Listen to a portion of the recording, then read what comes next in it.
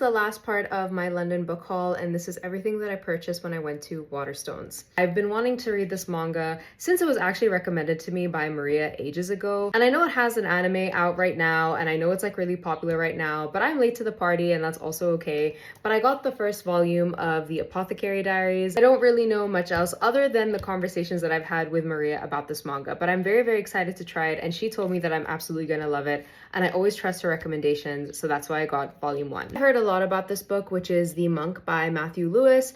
This was a book that was very obscene for its time. It recounts the diabolical decline of Ambrosio, a Capuchin superior who succumbs to temptations offered by a young girl who has entered his monastery disguised as a boy. Combining sensationalism with acute psychological insight, this masterpiece of Gothic fiction is a powerful exploration of how violent and erotic impulses can break through the barriers of social and moral restraint. This is actually based off of the first edition, which was published in 1796, and before Matthew Lewis actually revised his work because he was trying to avoid charges of blasphemy. I purchased one book that I have already read, but I had to get a copy of Lost and Lassoed by Lila Sage. I think the series is so cute, it's so sweet, it's so rom-com-y, and I have so much fun listening to the audiobooks, and Gus and Teddy's story was personally my favorite.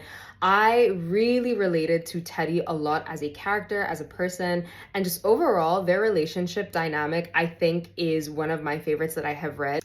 Actually, I take that back. I can't really say that because I'm currently listening to Wild and Wrangled, and I'm in the middle of listening to Camille and Dusty's story. So I really can't say Gus and Teddy are my favorite, but they're currently sitting on the top right now. I get this question a lot with romance series. Should you read them in sequence? Should you not?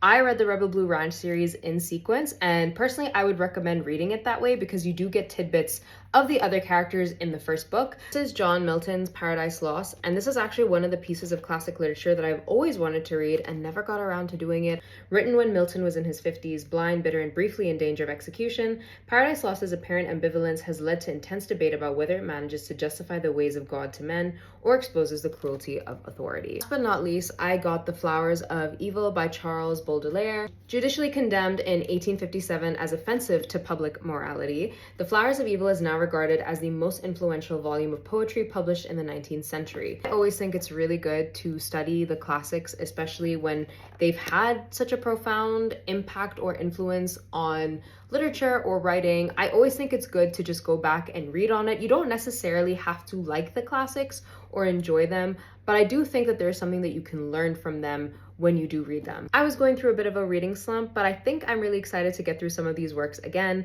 I currently finished reading a book by Clarice Lispector, and that was the last book that I reviewed on, but I'm hoping to get some more book reviews out for you guys really, really soon.